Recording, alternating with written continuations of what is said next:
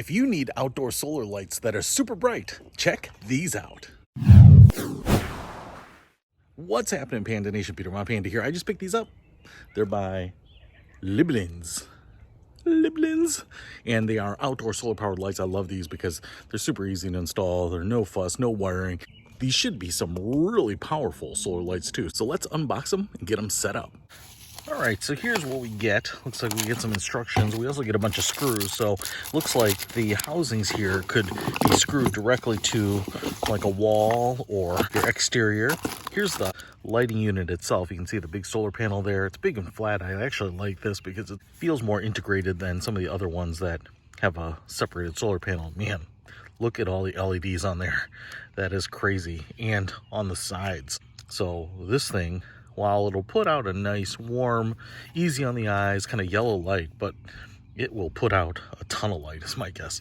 Plastic housing on the top, and then we have the little attachment for the stand, and we have a power button down here. I'm guessing that there are probably a couple of power modes so that you can put it on like a low, which will run all night, to maybe a high, which will run for maybe 6 or 7 hours. Then we have the arm here that'll go on there, and then you have the holes there, so you could attach this post directly to a wall if you wanted to. But I am just going to use these, which will go into the bottom of these, and I will put them into the ground. So let's get them set up. To attach the little neck here, you have to drop in one of the little nuts down into this opening there, and that will kind of brace it in place, and then you use this thumb screw here to attach it. Now I will say that because the power button is on the back, you want to make sure that this big thumb screw is on the opposite side, otherwise it's going to cover up that button right there, a little rubberized button to turn it on and off. So now that I've got that on, we will put it on a spike and put it in front of the house. All right, I set them all up. They are in the sun. Hopefully this tree will be illuminated, but now I will give them some time to charge, and then we'll check them out in the dark. All right, the sun is going down, and my spotlight just came on, so that's not gonna do me any favors here, but you can see this light is on, and man, that sucker is bright. I'll be honest, it's kind of hard to look at it, and I think there is a high setting here too, so if I hit it again, yeah, look at that, man.